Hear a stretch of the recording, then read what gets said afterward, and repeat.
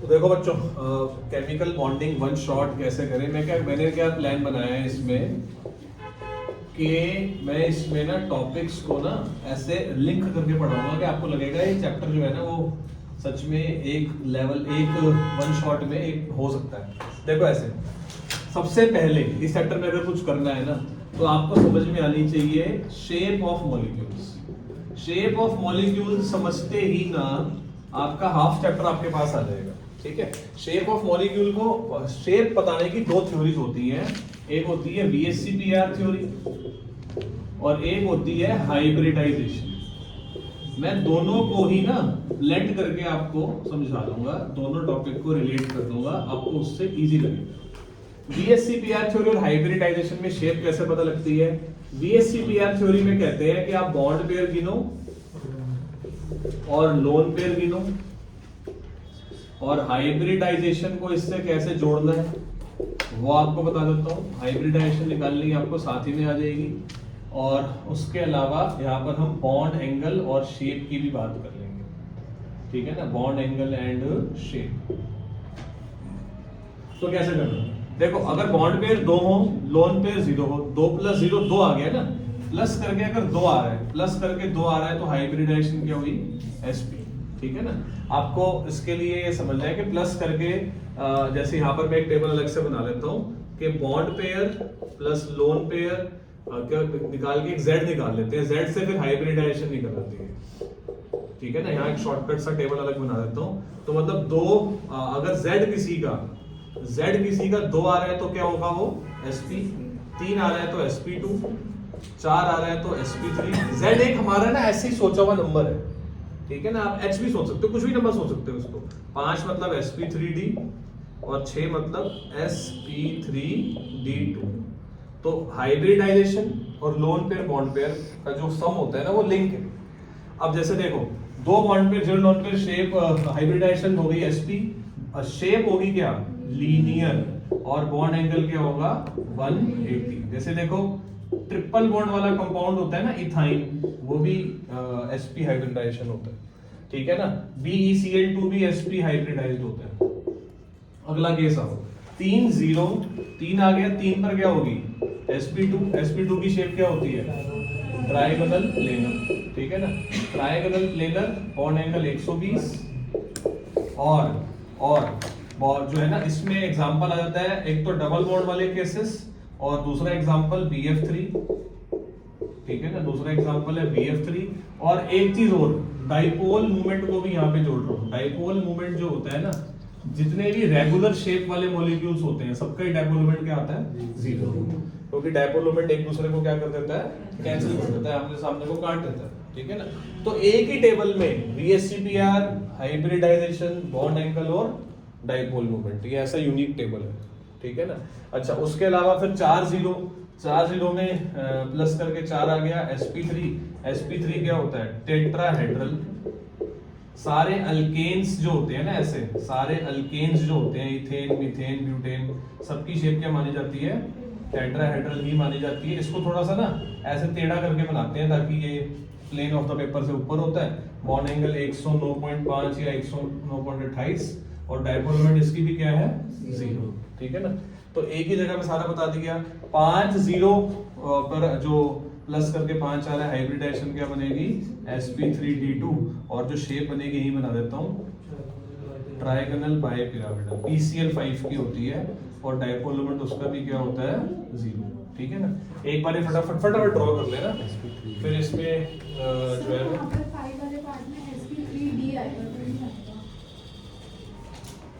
सही है हर जगह पे बेटा, यहाँ पे ठीक, यहाँ पे ठीक, बाकी ठीक। ठीक है ना, थोड़ा फटाफट बना लो, फिर इसके बाद में आपको इसी के ऊपर बेस्ड बेस्ट क्वेश्चन सभी कराते हैं।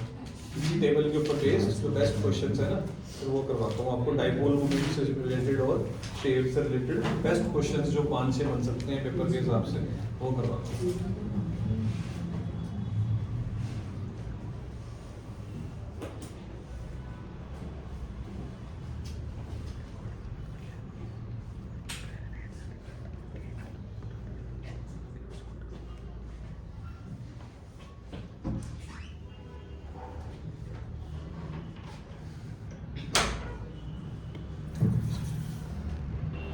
हाँ जी बच्चों, अब देखो उसके बाद ट्राइगोनल बाइपिरामिडल के बॉन्ड एंगल की बात सुनो। ट्राइगोनल बाइपिरामिडल शेप जो होती है ना, ट्राइगोनल बाइपिरामिडल शेप होती है,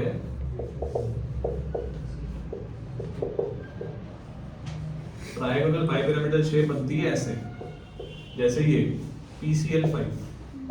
तो PCl5 में जो बॉन्ड एंगल आता है, एक तो आता है ये 90 का, इन सब में 90 का है, और एक आता है इनके बीच में कितने का, 120 का। एक्चुअली ये दो शेप्स को जोड़ दिया है ना, दो शेप्स को जोड़ दिया है ये। और इसके बाद अगर 6-0 वाला केस आ जाए, तो 6-0 वाला केस जो होता है वो होता है sp3d2, और शेप क्या होती है बेटे, ऑक्टाहेड्रल। जितने भी रेगुलर शेप वाले मॉलिक्यूल होते हैं सबकी ही डायपोल मोमेंट क्या होती है, 0। ठीक है ना। अब हम करेंगे क्वेश्चन शुरू। क्वेश्चंस में पहले हम करेंगे डायपोल मोमेंट वाले questions, bond pair lone pair वाले क्वेश्चंस। बहुत अच्छे क्वेश्चंस है मेरे दिमाग में, एनसीईआरटी के भी हैं, जो बेस्ट क्वेश्चन है 4-5 इसी पूरे टॉपिक के ऊपर, वो मैं आपके साथ डिस्कस कर लेता हूँ अभी इस टॉपिक के ऊपर। जैसे एनसीईआरटी के ना बच्चों, ये होगा 8th क्वेश्चन जो तुम्हें करा।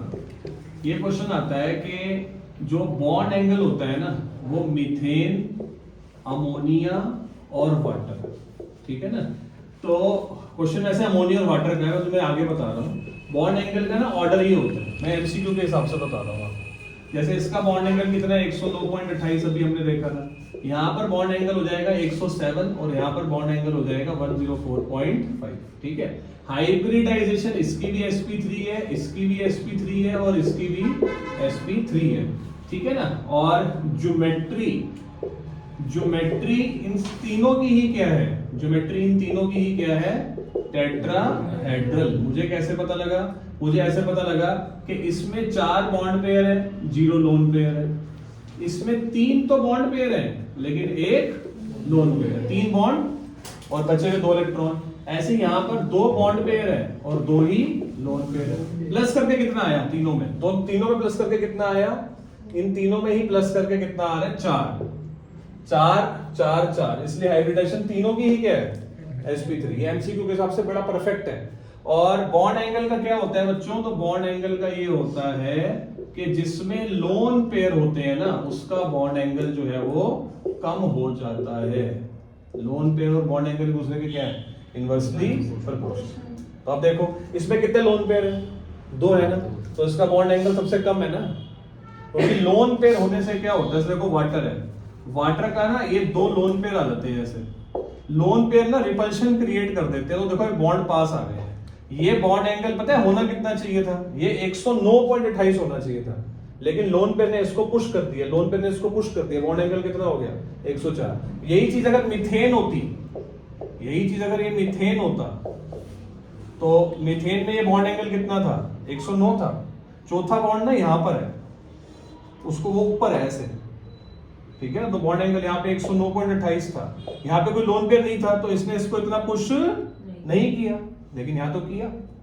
अमोनिया इन दोनों के बीच में है, क्योंकि वहां पर क्या है, एक लोन पेयर। ये वाला क्वेश्चन बहुत ज्यादा इंपॉर्टेंट है, एमसीक्यू के हिसाब से भी और सब्जेक्टिव के हिसाब से भी, किसी भी तरह से आ सकता है, ठीक है ना। फटाफट इसको नोट कर लो, फिर अगले भी चलता हूँ।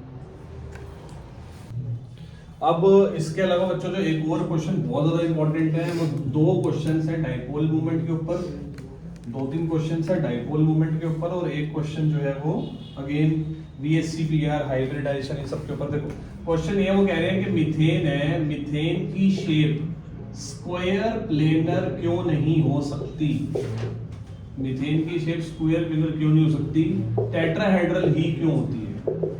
एक ये क्वेश्चन है, ये बेटे बातें नहीं करो, ये शायद एनसीईआरटी का 21st क्वेश्चन होना चाहिए मेरे को लग रहा है, ठीक है ना, 21st होगा। तो इसका आंसर ये है कि स्क्वायर प्लेनर शेप तो ऐसी होती है, ऐसी कुछ ऐसी होती है, ठीक है ना। इसमें बॉन्ड एंगल आएगा 90, और टेट्राहेड्रल अगर बनाते हैं तो उसमें बॉन्ड एंगल कितना बताया था मैंने अभी आपको, टेट्राहेड्रल बॉन्ड एंगल कितना बताया था, 109.28। तो VSCPR थ्योरी यही तो कहती है कि दूर दूर होने चाहिए, मैक्सिमम रिपल्शन होना, मतलब रिपल्शन मिनिमम हो जाना चाहिए, रिपल्शन क्या हो जाना चाहिए, मिनिमम। तो यहाँ पे बोलेंगे यहाँ बॉन्ड एंगल ज्यादा है, रिपल्शन कम है, रिपल्शन कम है, रिपल्शन कम है, मिनिमम है, तो ये ज्यादा क्या बनी है, स्टेबल शेप बनी है। यहाँ पे रिपल्शन ज्यादा है, रिपल्शन ज्यादा है, तो ये थोड़ी सी अनस्टेबल शेप बनेगी, ठीक है ना। एक तो ये कर लो बेटे फटाफट। क्वेश्चंस डाइपोल मोमेंट के ऊपर बहुत अच्छे अच्छे हैं, वो देखो अब 3 ही क्वेश्चन में से बेस्ट मुझे लगता है कोई ना कोई आ जाएगा। तो क्वेश्चन नंबर एनसीईआरटी की बैक एक्सरसाइज का 22, 23 और एक में एक्स्ट्रा करा। 22 क्वेश्चन बहुत आसान है, उसमें बोला है कि BeH2 की डाइपोल मोमेंट 0 क्यों होती है। BeH2 की डाइपोल मोमेंट 0 क्यों होती है। तो इसका आंसर यही है कि BeH2 की शेप होती है लीनियर, और लीनियर शेप होने की वजह से, लीनियर शेप होने की वजह से डाइपोल मूवमेंट कर देते हैं एक दूसरे को क्या, कैंसिल, ठीक है ना। Linear shape opposite bond dipoles cancel each other, opposite bond dipoles cancel each other, ये इसका आंसर लिख देना। ऐसे ही दूसरा है, ऐसे ही सेम टू सेम, वो एनसीईआरटी में है तो नहीं लेकिन एक्स्ट्रा में आ सकते हैं। जैसे BF3 है, तो BF3 में शेप होती है ऐसी, और इसमें क्या होता है, सम ऑफ एनी टू साइड, जैसे ये दो साइड है, इनका रिजल्टेंट ये आएगा, इनका रिजल्टेंट ये आएगा, जो ये रिजल्टेंट है और जो ये रिजल्टेंट है, ये एक दूसरे को क्या कर देता है, कैंसिल। तो आंसर क्या आता है, 0। मतलब इसमें ये फंडा बोलना होता है कि सम of any two side is equal and opposite to the other one, is equal and opposite to the other one, ठीक है। और एक तीसरा क्वेश्चन है बड़ा अच्छा, वो है एनसीईआरटी का 23, वो होता है कि NH3 का डाइपोल मोमेंट ज्यादा होगा या NF3 का।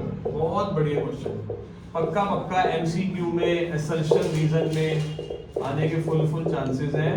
तो NH3 में क्या होता है, सारे डाइपोल्स एक ही डायरेक्शन में होते हैं। NF3 में क्या होता है, 3 डाइपोल नीचे, एक ऊपर, तो यहाँ पे डाइपोल मोमेंट हाई आता है। हाई क्यों आता है, all dipoles are in same direction, all dipoles are in same direction.